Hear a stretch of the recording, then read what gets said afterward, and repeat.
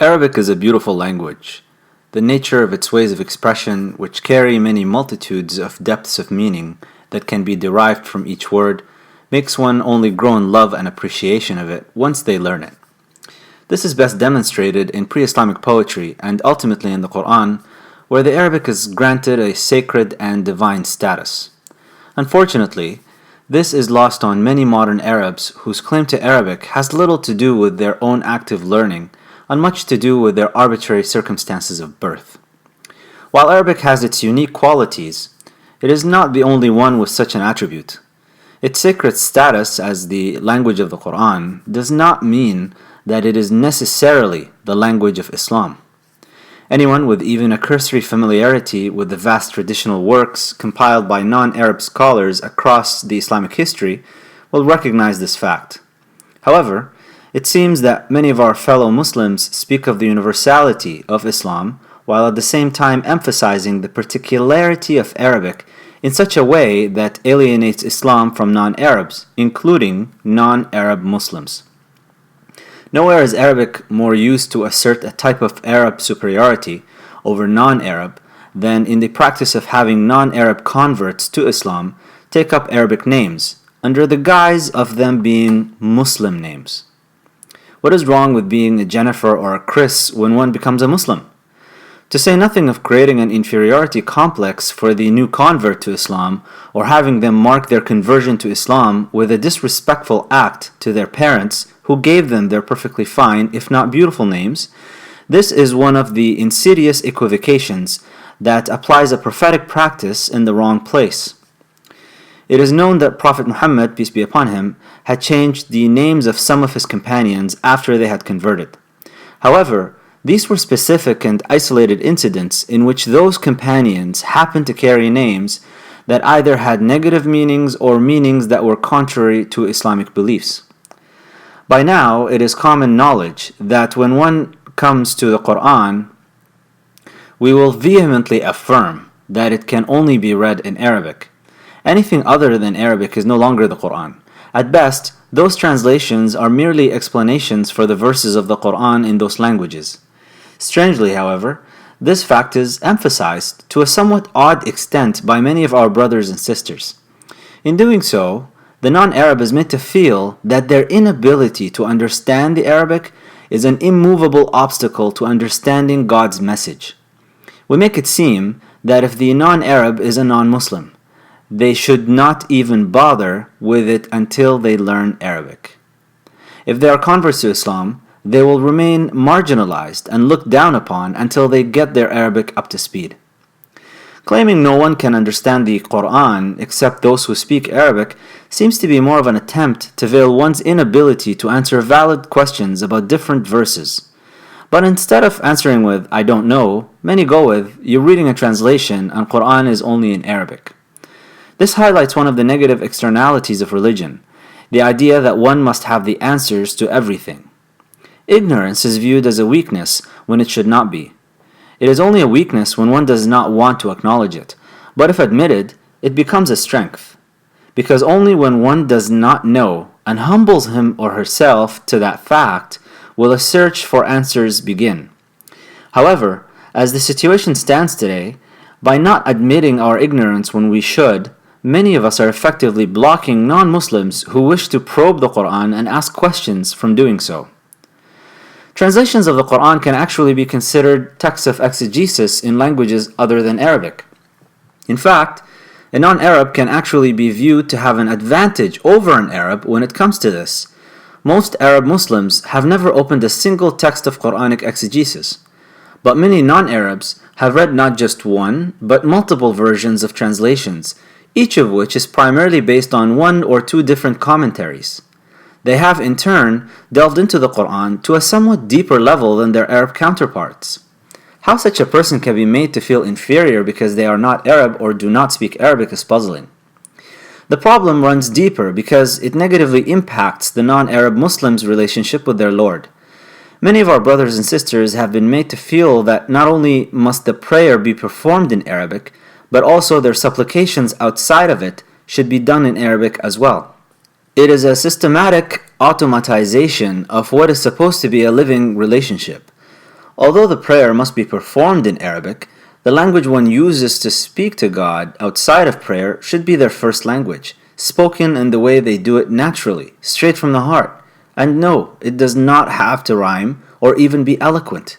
After all, God is not restricted to one language or form of speech. He wants what is in your heart, not what is on your tongue. Arabic has its sanctity as a language in the same way the children of Israel were the chosen people. They were granted God's favor by having prophets come from among them. There is nothing inherently different about their status as human beings. The same applies to Arabic. It was granted sanctity by the Quran. Although it has unique features that set it apart from other languages, it also shares basic features common to all languages.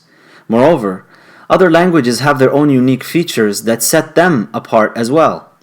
In all cases, however, language is about cognition and communication, not about mechanical production of words by the lips and tongue.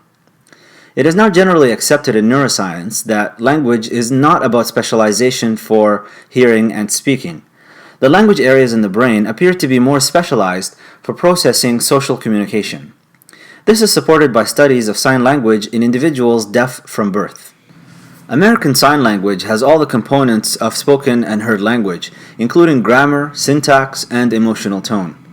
There is even poetry in American Sign Language that uses the conventions of repetition, rhyme, alliteration, rhythm, and meter. This is used to form linguistic patterns that add emphasis, meaning, and structure to word forms. What is unique about American Sign Language poetry is that it transforms one-dimensional words into three-dimensional shapes and phonetic nuances into visual ones. Its use of physical space allows American Sign Language poets to escape the conventional framework of the written and spoken verse and expand their narratives in ways spoken poetry is unable to reach. Studies of deaf patients who had strokes in the language areas of the brain produced the exact same deficits in their sign language as those observed in the speech patterns of normal hearing patients with similar strokes. We speak about Arabic in a way that does not reflect its relationship to Islam. We speak of Islam as a universal religion, but somehow assume only about 300 million people can understand it. It is often subconsciously used as a way to assert superiority over others. Lest one think from this that it is not important to learn Arabic, it is the language in which God chose to send His final message and the language in which our beloved, peace be upon him, spoke. It is one of the highest forms of love and dedication to learn the language your beloved spoke so you can hear and experience a direct understanding of His words, not the words of an interpreter. But at the same time, we must recognize that just as we have a vast Islamic tradition that can only be directly accessed in the Arabic language, we also have a vast Islamic tradition that can only be directly accessed in Persian, Urdu, and Turkish. Islam has also been expressed in various African and Asian languages.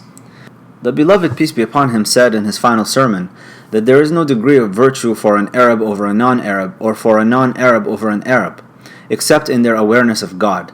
He even delivered the message of Islam to various tribes using their own languages and dialects. The contribution of non-Arabs to Islam has been and continues to be profound. It is from justice to grant everything and everyone who has a right their due right.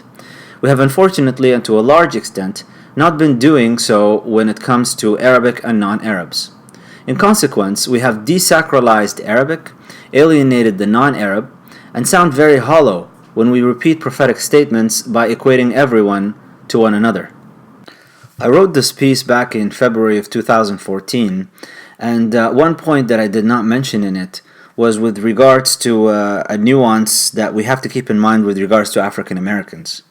Our African American brothers and sisters who embrace Islam later in life recognize that their heritage, their history was also stripped away from them as part of slavery.